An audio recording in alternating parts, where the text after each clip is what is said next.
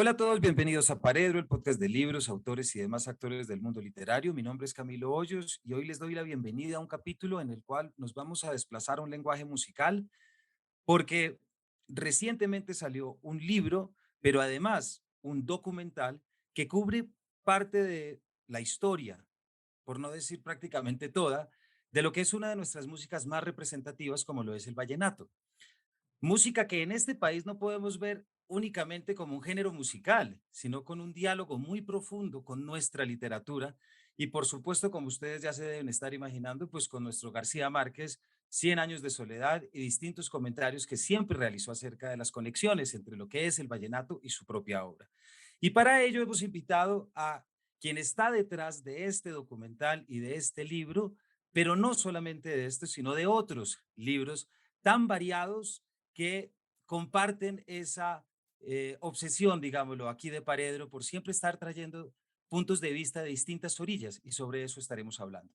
Me refiero a Martín Nova. Martín, bienvenido a Paredro. Camilo, muchas gracias por la invitación a Paredro, que además yo digo que se ha convertido en el podcast obligatorio de literatura en Colombia pues en lengua hispana próximamente. Muchísimas gracias, Martín. Como siempre, yo agradezco mucho esos comentarios de los invitados. Martín, vamos a contar un poquito quién es usted. Claro que usted nos va a contar más. Usted nació en Medellín en 1978. Estudió Administración de Empresas en la Universidad de los Andes, se especializó en Mercadeo Estratégico en el CESA y realizó un Executive MBA en Kellogg School of Management. Fue vicepresidente de Mercadeo de Grupo Éxito entre 2008 y 2018. Actualmente es gerente de Sanautos, ¿cierto? Pero por otro lado, es también autor de sendos libros de entrevistas como lo son Conversaciones con el Fantasma, 32 entrevistas sobre los últimos 50 años del arte en Colombia, Memorias Militares, Conversaciones con los comandantes del ejército 1989-2019 y como si no fuera poco, Martín, productor de esa película que tanto trajo y aún se queda, como es Colombia Magia Salvaje. Qué catálogo, Martín, ¿no? Y pues Camilo, no, eso, usted ahí leyó un montón de cosas, pero no, yo creo que al final es un tema de mantener los intereses siempre. Pues por supuesto, yo tengo mi profesión y mi trabajo y mi gusto por el trabajo como tal, en los negocios, en las empresas, y hacer cosas que tengan impacto. A mí me ha gustado toda la vida y he pensado que lo que me gusta es hacer cosas que tengan impacto en la sociedad, impacto, llamémoslo masivo, e impacto en las personas, bien sea en el trabajo, bien sea en los negocios, o bien sea en mis intereses, que creo que el tema de hoy, más que los negocios, aunque por supuesto iremos saltando de tema en tema, más que los negocios, el tema de hoy es la parte cultural. A mí el tema de la cultura siempre me ha interesado, quizás por un tema heredado, por un tema de familia, que se puede entender si uno va a ese libro del fantasma que usted mencionaba ahora, ese libro del arte, y eso viene hereditario. Yo creo que al final nosotros, los humanos, y también lo he encontrado yo en estos procesos de entrevistas que usted mencionaba, los humanos tenemos ese tema también como de caminar sobre lo caminado, de recorrer lo que heredamos. Por supuesto, hay excepciones, pero en general, eh, cuando uno mira estos libros, que son tantas ya, tantas entrevistas, no tantas como en Paredro, por supuesto, pero tantas entrevistas, eh, pues uno se encuentra que la gente camina sobre lo caminado. Cuando uno va al mundo del arte, pues casi todos tienen atrás un pasado o una herencia o un legado de arte en su familia. Vienen del mundo del arte, sus papás, sus abuelos, y eso va de generación en generación. Con los militares, el libro Memorias Militares, que quizás hablaremos más adelante, un libro interesantísimo sobre el conflicto en Colombia, los últimos 30 años de conflicto. Lo mismo, los militares, los comandantes del ejército, también vienen de familias militares. Y estos músicos, hablando ya de Leyenda Viva, la película de Vallenatos, pues pasa lo mismo, ellos vienen también de familias, lo que se llama las dinastías, ¿no?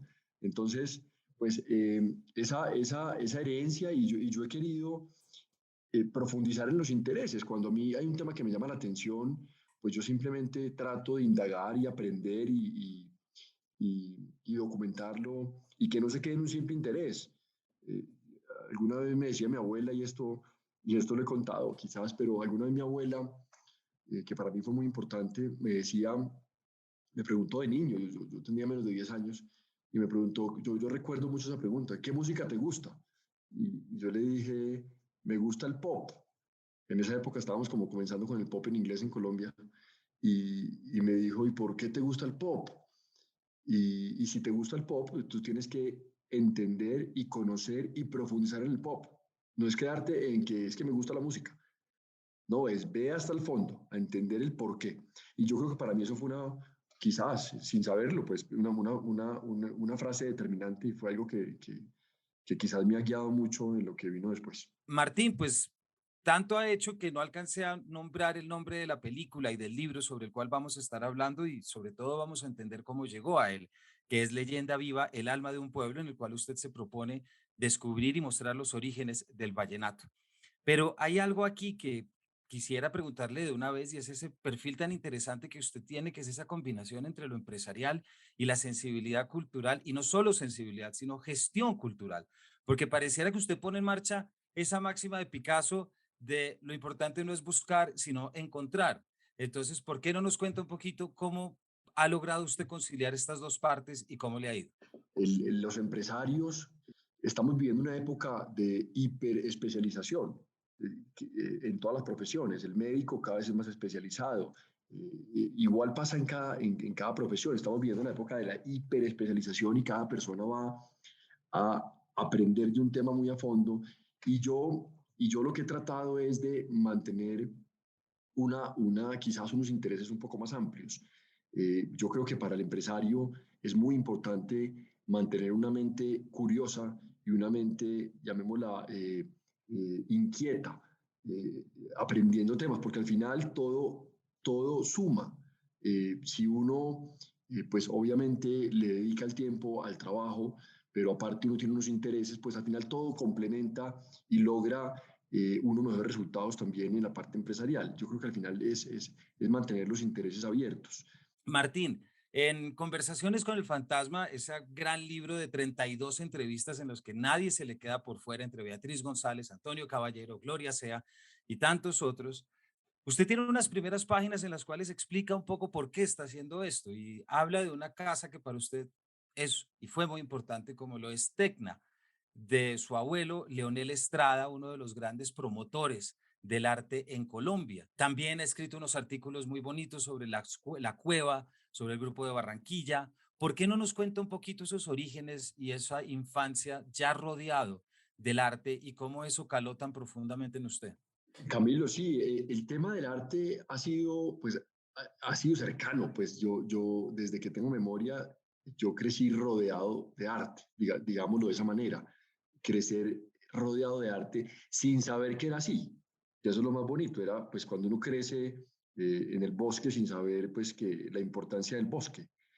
Aquí el arte era parte de la vida y eso pasaba en casa de los abuelos en Tacna, como usted menciona. Tacna era una casa en Medellín, casa tradicional, ya no existe lastimosamente, era una casa de los años 50, una arquitectura espectacular, pero allí pasaban unas cosas muy bonitas y es que en esa casa se forjaron las Bienales de Arte de Coltejer. Las Bienales de Arte de Coltejer fueron quizás el evento que rompió en dos el arte en Colombia porque fue cuando se internacionalizó Colombia, tanto por la llegada del arte mundial a Colombia, como traer eso que estaba pasando afuera, como también que los artistas colombianos pudieran verse afuera. Entonces, eso pasó en Tacna. ¿Por qué? Porque Leonel Estrada, mi abuelo, fue el creador de las bienales y fue el promotor y fue pues quien las ideó y las lideró. Las bienales fueron cuatro, años 68, 70, 72 y luego en el 81.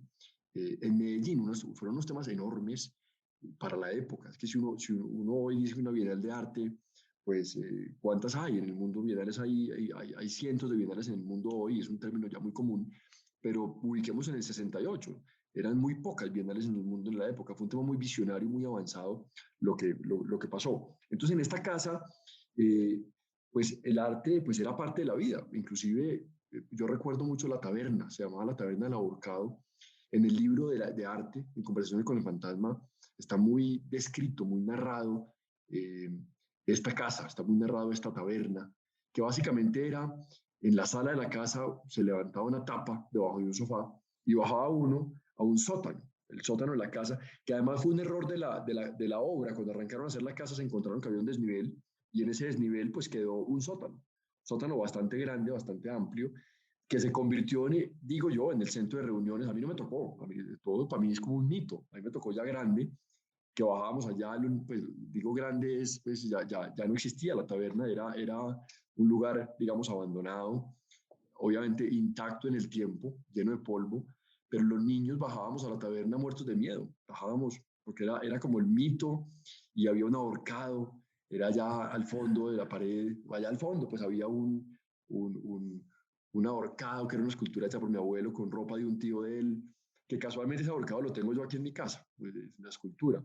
Y había una pintura, una momia, y entonces para nosotros de niños pues era muy enigmático ese lugar y el miedo y nos daba mucho susto bajar allá. Pero claro, en las travesuras infantiles pues bajábamos ¿Y quiénes y eran los que frecuentaban esa cueva, Martín? sí, pero antes de eso éramos muchos primos, éramos un montón de primos, nosotros somos 17 por ese lado materno y otros 17 por el paterno, con familias antioqueñas, pero entonces bajábamos, no, allá frecuentaban pues los grandes artistas, esas paredes en los años 50 y 60 pues fueron pintadas por los grandes artistas colombianos de la época, pues Botero, Obregón, Caballero, Lucy Tejada, Carlos Rojas, pues todos, eran más de, yo digo, más de 100 obras pintadas en las paredes, eh, Eso es increíble. muy impresionante. Por eso digo que lastimosamente la casa no se conservó, eso debía ser un museo. Y esas obras hoy están disponibles para el público, esas obras se pueden ver hoy en el Museo de Antioquia, porque cuando la casa dejó de existir, la Tacna viva, como la llamábamos, pues esas paredes se sacaron y están hoy en el Museo de Antioquia. Ahí están esos murales y esas pinturas y se pueden disfrutar. Pero entonces uno piensa hacia atrás y dice, bueno, ¿cómo eran esas tertulias? ¿Qué pasaba allá? Pues todos estos personajes iban para allá con frecuencia a conversar. Era un tertuliadero seguramente muy sabroso. Y ahí quedó ese legado y eso, pues digamos que crecimos con eso y todos los primos tienen algo artístico, a todos les quedó algo porque ahí, como lo digo yo en el libro, ahí se respiraba arte, en esa casa sin saberlo, así como el polvo de la taberna, pues el arte entraba por los poros. Y así crecimos nosotros, con unos abuelos realmente muy especiales, muy especiales. Yo digo que tuvimos un privilegio muy grande de tener semejantes abuelos que tanto nos enseñaron. Y bueno, el libro, ¿por qué ese libro? Porque cuando mi abuelo Leonel murió, yo creo que fue en 2012, cuando él murió, yo dije, no tuve la oportunidad de conversar con él como a fondo sobre el tema de las bienales. Uno da las cosas por hecho, uno a veces da todo por hecho y uno quizás a veces no profundiza en temas. Y yo creo que cuando él murió, pues yo me di cuenta que a mí me quedaron unos temas con él, a pesar de la relación tan cercana, ¿no? Pues yo los veía pues casi que todos los días en Medellín. Pero dije, bueno, entonces yo quiero conocer a Leonel, su faceta artística, a través de a través de la gente del mundo del arte que lo conoció. Entonces arranqué con Gloria Sea. Esa fue la primera entrevista de mi vida, porque yo claramente yo no me consideraba o no me considero pues escritor y pues a mí jamás se me ha ocurrido escribir nada hasta ese momento, en 2012, que dije, bueno, voy a ir a conversar con Gloria, porque yo a Gloria la conocía, yo estaba en esa época en la junta del Museo de Arte Moderno de Bogotá, yo era parte de la junta, entonces llamé a Gloria, Gloria, yo quiero conversar contigo sobre Leonel. Entonces me recibió en su oficina y ahí arrancó, diría yo, todo este proceso. Ahí arrancó todo este proceso de conocimiento, de aprendizaje, una cosa que me ha dejado mucho. Y como usted lo decía ahora, Camilo, creo que es muy valiosa esa frase de Picasso que usted mencionaba del proceso, como en el arte, y yo digo que estos libros y estas películas han sido como el arte, que más que el producto final es el proceso de aprendizaje. Es como yo tomo un tema y trato de profundizar en él, aprender del tema y luego llevarlo pues para que otros públicos lo puedan leer. Entonces el libro de arte es eso, es una, digamos lo que es una colección, como decía inclusive Lucas Ospina, que está entrevistado en el libro, él decía, usted colecciona entrevistas, pareció a Paredro. Entonces yo digo, sí, yo colecciono entrevistas de arte en ese momento. Y hice esas 32 entrevistas a personajes fundamentales en el mundo del arte en Colombia, que no fueran artistas, sino por sus facetas externas, curadores, críticos, coleccionistas, galeristas, y a través de ellos entender el arte en Colombia. Yo creo que la persona que lea ese libro es casi que una inmersión en arte en Colombia. El que se lea ese libro pues va a aprender y va a entender el arte en Colombia y yo creo que se ha convertido en un libro importante en el sector que ha dejado una huella. Y bueno, ese fue digamos, un primer experimento. Ahora, hay un tema también interesante ahí, Camilo, y es el tema del tiempo, que usted quizás lo mencionaba, y es, yo creo que nosotros tenemos que aprovechar mucho el tiempo. Yo no concibo perder tiempo. ¿Qué es perder tiempo? Pues sentarse uno a perder horas viendo televisión. Y entonces, pues yo prefiero invertir el tiempo en estas cosas, en las noches. Entonces, a veces me encierro a pintar, a En veces los me encierro a vuelos, escribir. ¿no? También porque usted escribe y edita Conversación del Fantasma cuando está viviendo en Bogotá, pero trabajando en Medellín. Claro, en los aviones, leyendo mucho en los vuelos, pues eso, sentarse en un avión una hora y dormirse la hora, pues claro, si uno está muy cansado se duerme, pero pues es una hora perdida. Yo prefiero invertirla leyendo o tratando de escribir alguna cosa. Yo soy muy trabajador en mi trabajo del día a día y esto lo hago como yo digo, como en la segunda jornada, como en las horas extras.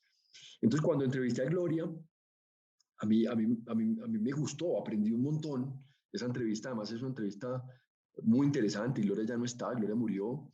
Y creo que ahí quedó como un legado. De ese libro ya han muerto varios. Pero de Gloria a la siguiente entrevista, que creo que fue Juan Gustavo Cobo, pasó más de un año. Es decir, el libro durmió un año sin pasar nada, porque no era lo que, pues no estaba en mis planes del día a día. Luego ya cogí un orden y cogí como una metodología que era, bueno, hacer una entrevista cada sábado, o por lo menos cada 15 de los sábados por la mañana. Entonces yo el sábado que venía a Bogotá, pues yo sacaba la cita y me iba el sábado en la mañana a hacer la entrevista. Y así pasó mucho tiempo, porque pues, es un libro muy largo y, y, y es disciplina también, ¿no? Es lograr Claro. uno sacar el tiempo, porque si uno no hace nada, pues no pasa nada. Uno puede quedarse viendo televisión el sábado por la mañana o se va a montar bicicleta. Yo Bueno, preferí pues sacar el tiempo para hacer las entrevistas. yo creo que eso es una lección para muchos, Martín. Pero una pregunta, a ver si usted me ayuda a entender. ¿Cómo pasa uno de escribir un libro, o de editar y de buscar un libro de 32 críticos de arte en el 2017, a 3 años después, publicar un libro que se llama Memorias Militares, que son conversaciones con los comandantes del ejército entre 1989 y 2019, en el cual entra en temas, estamos hablando del 2020, por lo tanto ya entra en temas sobre las negociaciones de paz, la firma de la paz, es decir, de repente pasa de un tema con un acceso a todo un renombre de personas y salta a otro renombre de otro sector, un público radicalmente distinto, ¿cierto? Intereses opuestos, porque tampoco hay un interés de conectarlo uno con lo otro. Si hay una conexión, Camilo, hay una conexión que se llama memoria.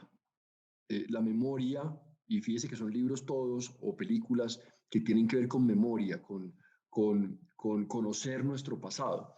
Entonces ahí hay una conexión importante. Ahora, es lo mismo que yo decía ahora, hay un tema también, mi papá eh, fue militar en su juventud, él no duró mucho tiempo, pero estuvo en la escuela militar y se graduó de la escuela militar y tiene sus amigos militares de su generación. Los militares son muy unidos, son muy compañeros y hoy se siguen viendo. Sus compañeros ya han muerto muchos, pero se siguen viendo.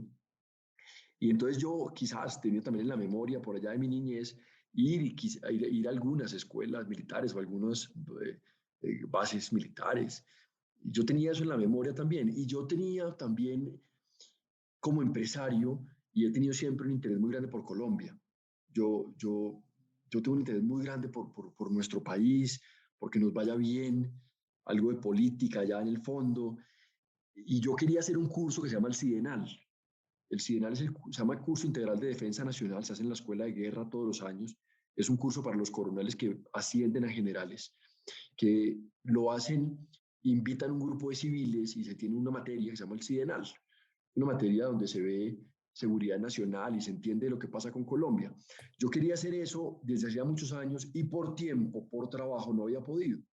Y en el año 2017 logré sacar un tiempo para hacer eso y hice el curso CIDENAL. Era un año muy importante porque, como usted dice, veníamos del 2016 de la firma del acuerdo de paz y luego de muchos años de negociación y de este país tan polarizado que nos ha tocado en los últimos años, diría tan difíciles. Y en ese curso sidenal hubo una frase de un general que me llamó mucho la atención. Él dijo, quien gana la guerra es quien escribe la memoria. Algo así, estoy parafraseando quizás. Y esa frase ahí me quedó, me caló. Y en ese curso había que hacer un trabajo de grado. Ese no fue el trabajo de grado, pero yo pensé, bueno, yo como trabajo de grado quiero hacer un proyecto de entrevistar y darle voz a los comandantes del ejército. Quiero ir a los comandantes del ejército vivos. Recuerde que el ejército es la empresa más grande de Colombia. El ejército tiene 400.000 soldados. Y yo quería entrevistar al número uno, al comandante del ejército, no de las fuerzas militares, ni de la policía, ni de la fuerza aérea, ni de la armada, al comandante del ejército. Yo quería entrevistarlo, pero de los últimos años, todos los que estuvieran vivos, para contar la historia de Colombia a través de los ojos del comandante del ejército. Y entonces, ese es un compendio también, otra colección de entrevistas. Ese es menos extenso, si no estoy mal, 11 o 12 conversaciones extensas eh, con estos personajes, que además pues, son personajes muy importantes en la historia nacional. Y el libro arranca con el general Arias Cabrales, que fue el comandante ya muy mayor, el comandante que le tocó todo el tema del Palacio de Justicia, cuando él estaba en la brigada en Bogotá, y luego él fue comandante del ejército en el año 89. Entonces ubiquémonos que este libro pues coge la historia de Colombia desde el 89, o inclusive desde el 85, digámoslo así, pero se pregunta mucho antes, ¿qué pasó en la época de la violencia, cuando ustedes crecieron, cuando están en la escuela militar? Y se viene hasta hoy, y el libro termina con el general Alberto Mejía, que fue el general que le tocó terminar con el presidente Santos y con el presidente Duque. Estuvo con los dos. Entonces, pues es una historia de Colombia Claro. contada a través de unos ojos. Y yo creo que era muy importante dejar eso. Yo creo, Camilo, que es un documento histórico, es un documento que tendrá mucho peso y que tendrá que ser muy valorado con los años. Igual que el libro de arte o que el libro de vallenatos, el libro militar, pues son libros que en el año 2050 en adelante pues tendrán una importancia porque es remitirse al pasado. Alguien me decía alguna vez, oiga, ¿qué tan valioso sería tener ese libro, el de los militares, pero de la Segunda Guerra Mundial? ¿Qué tal uno tener el libro de los generales de la Segunda Guerra Mundial contada por ellos mismos? Eso es este libro, es el libro que cuenta los 30 años más trágicos de Colombia desde la creación de la República, ¿cierto? Pues ha sido la época más violenta de Colombia. Y ahí está contado por unos testigos de primera mano que son los comandantes del ejército. Quizás, Camilo, para terminar este tema, es un libro quizás anticíclico, y usted me entenderá, es un libro anticíclico porque, porque pues quizás si uno hiciera un libro sobre el otro lado de los comandantes quizás de la guerrilla, pues quizás sería un libro que tendría mucho público eh, hoy o mucho interés global. Yo pienso que este es un libro supremamente importante. Y marca también algo que hemos dicho siempre acá y es la necesidad, Martín, de poder entender las cosas desde las múltiples orillas, ¿no? Y yo creo que también eso, pues ya sacado de esta temática específica, pues también muestra cómo usted tiene esa habilidad de ver el mundo desde esas múltiples orillas, ¿cierto? Porque tiene por el lado esa memoria de la historia artística y la historia del arte en Colombia, pero al mismo tiempo, pues esa relación ya, digamos que familiar. Antes de entrar, Martín, ya en Leyenda Viva y hablar sobre esa tan buen documental sobre el vallenato, tenemos que irnos antes a esa otra primera. película en la que usted participa y que usted produce, que es Colombia Magia Salvaje, que también es contar otro tipo de historia, en este caso no en entrevistas, en este caso ya un formato diferente. Parecería ser que ese documental, esa película marca su inicio haciendo cosas como gestor, pero al mismo tiempo como creador y como recopilador, si se quiere. ¿Por qué no nos cuenta de dónde sale? Porque esa película se quedó en la memoria de todo el mundo. Entonces, bueno, Magia Salvaje, Camilo, es una película que nació en el año, hace mucho tiempo. Nos demoramos 5 años en la producción, haciendo la película. Es decir, yo diría que por ahí en el año 2010, 2011, nació el tema.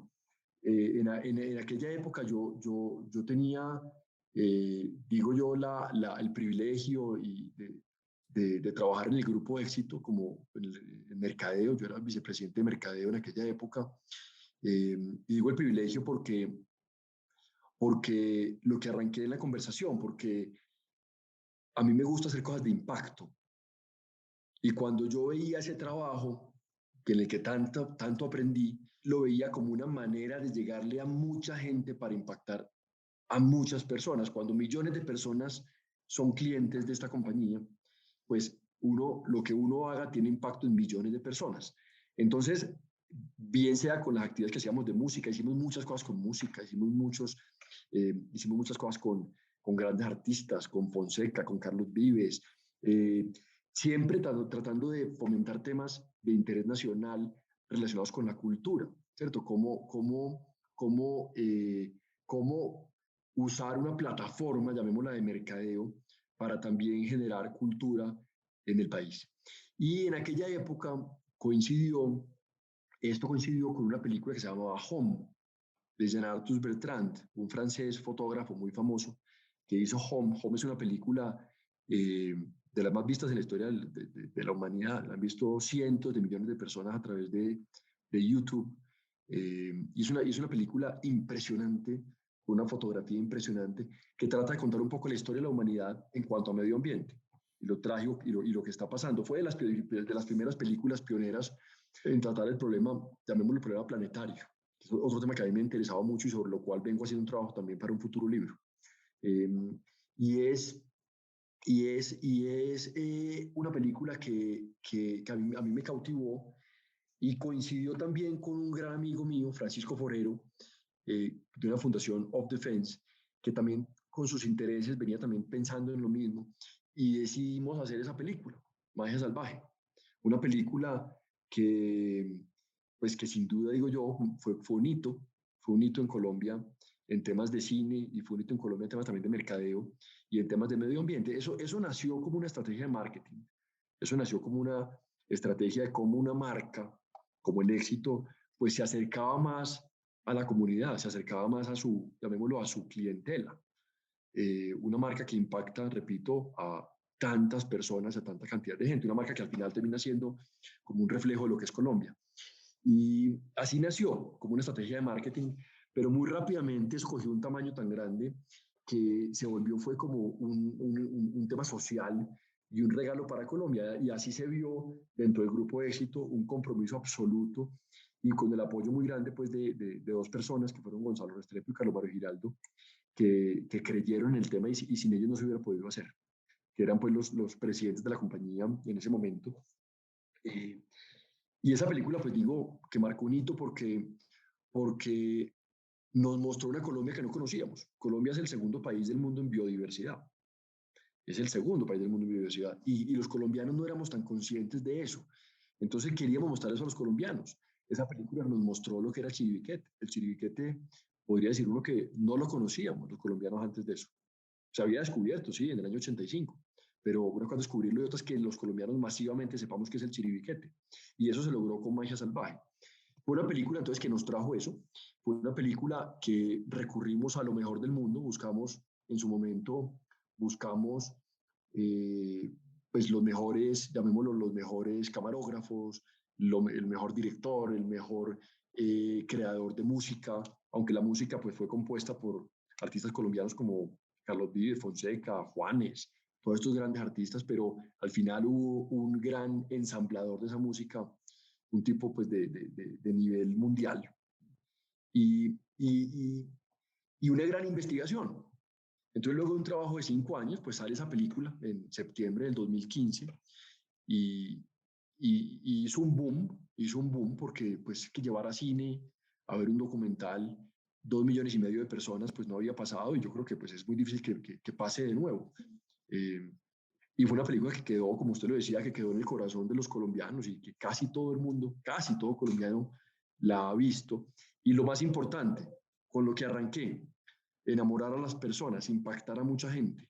Y logramos con eso también crear un sentimiento patrio muy bonito de enamorarnos de lo nuestro. Eh, ese conocimiento del Chiribiquete, ese conocimiento de Caño Cristales, de la Sierra Nevada de Santa Marta, todo lo que se mostró allí, yo creo que, que queda en el corazón de los colombianos como nuestro gran patrimonio, que es el medio ambiente. Martín, 7 años después de Magia Salvaje y de lo que implica, 12 años después de haber comenzado con la producción de Magia Salvaje, y en el medio, los libros de entrevistas en los que ya estamos hablando, llega ahora al lenguaje musical y a las tradiciones musicales colombianas con la historia del vallenato. Esta vez ya usted es productor, usted se manda a esto, pero arranquemos por esa parte técnica. Llega el aislamiento, usted consigue irse con una cámara y con un micrófono a visitar a los grandes juglares y a los grandes padres del vallenato. ¿Cómo, cómo se lleva a cabo eso? Pues Camilo, y yo vuelvo al Picasso que usted hablaba al principio. Es parte del camino, es parte de un proceso de aprendizaje. Uno no sabe para dónde va y lo bonito es el camino, lo bonito es recorrer ese camino de aprendizaje. Entonces es como la suma de todo. Yo pienso que al final si uno lo quiere ver, es como la suma de Magia Salvaje más los libros de entrevistas. Entonces, ¿qué pasó? Pues yo venía de haber lanzado esos 2 libros de entrevistas y estaba pensando en el siguiente proyecto. Bueno, ¿qué viene ahora? Siempre he tenido también una cercanía con el vallenato. A mí el vallenato me ha gustado, quizás desde épocas de la universidad, cuando lo conocí más a fondo y me enamoré del vallenato, yo digo que por sus letras, porque esas letras tan bonitas me cautivaron en la época de universidad y ahí empecé a querer el vallenato. Y, y yo venía en ese proceso, bueno, ¿qué sigue ahora?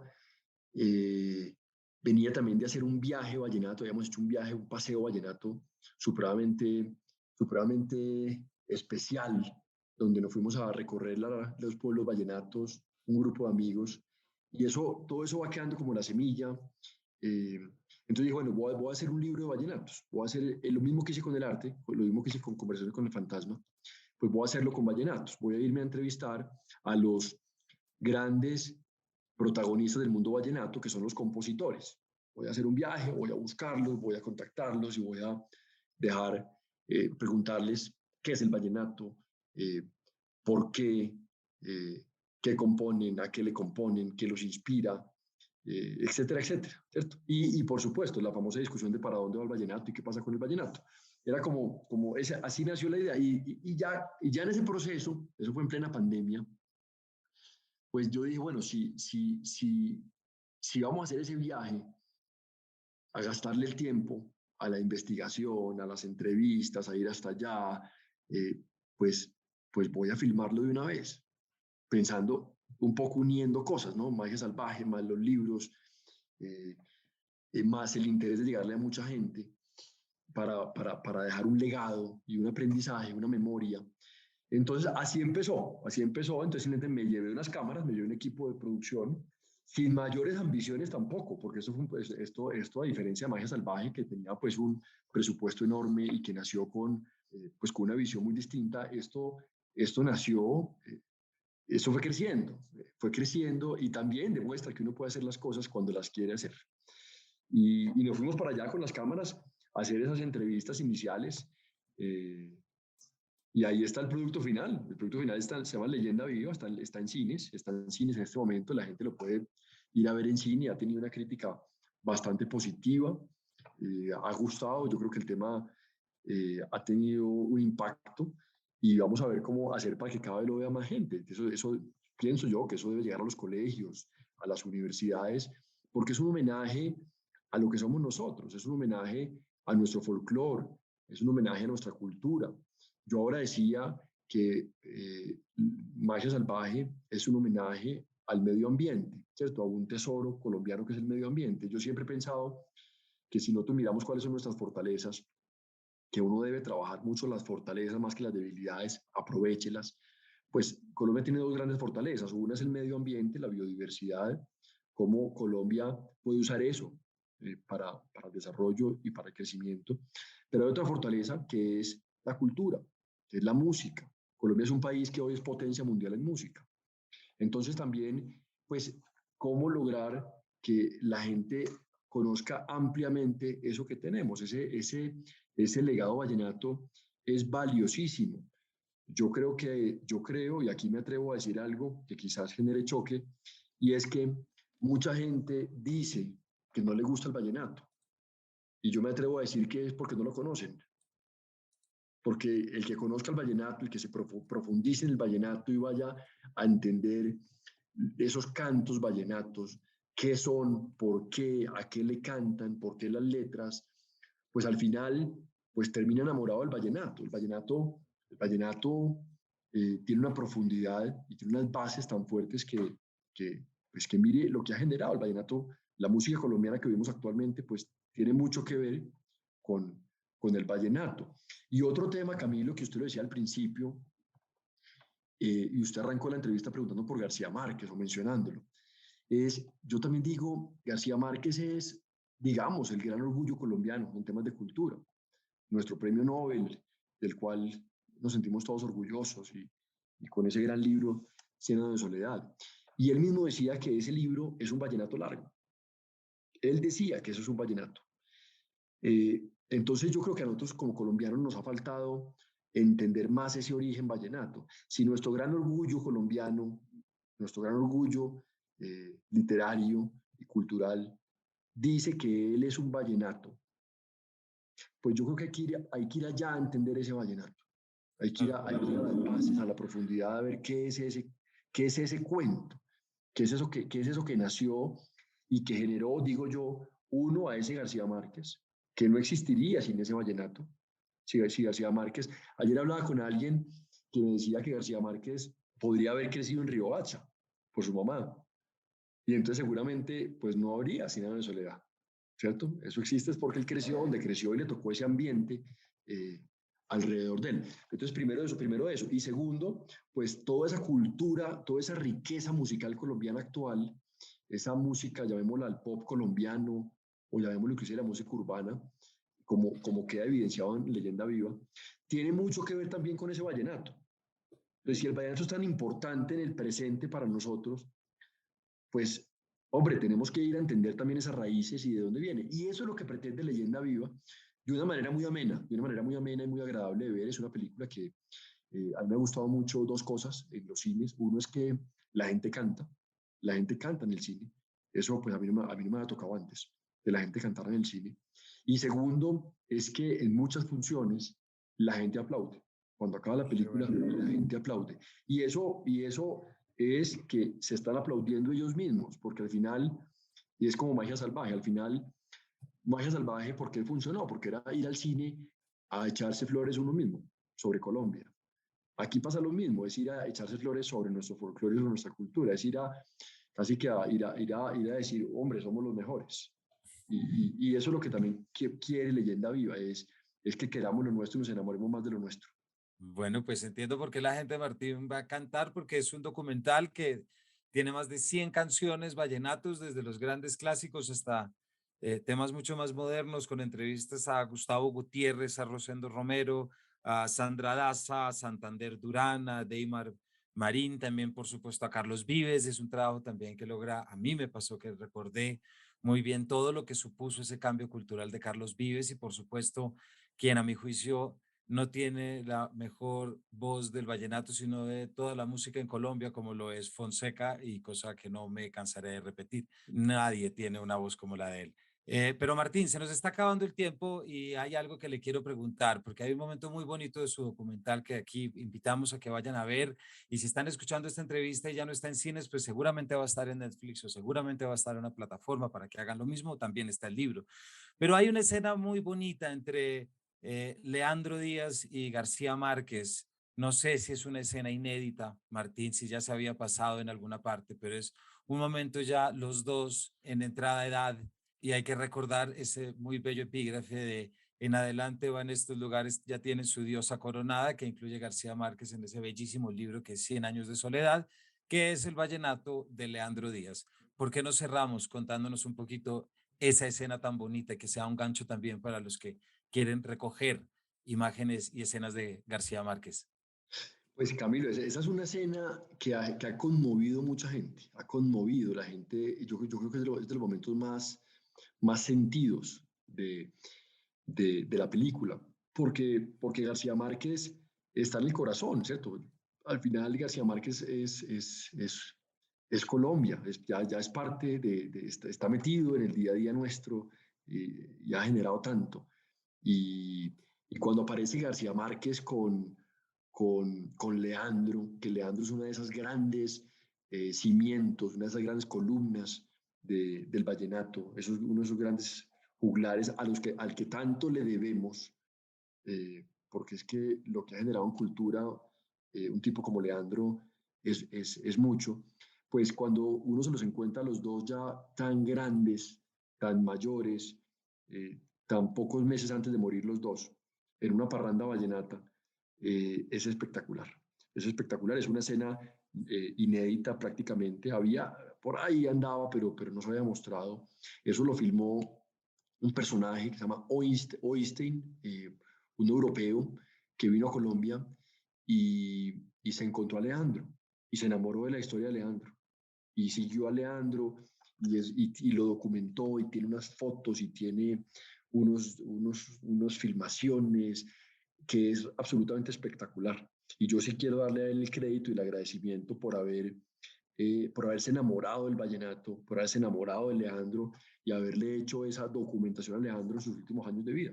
Y ahí está ese documento, ahí quedó ese video, donde en una fiesta en Cartagena, pues se encuentran Leandro con García Márquez y, y pasa algo muy bonito y es que García Márquez le dice que le cante la diosa coronada. Y entonces ya Leandro se la canta, ya Leandro, que fue ciego y por eso era parte de su importancia, como un ciego lograba componer así, pues al final también era casi sordo.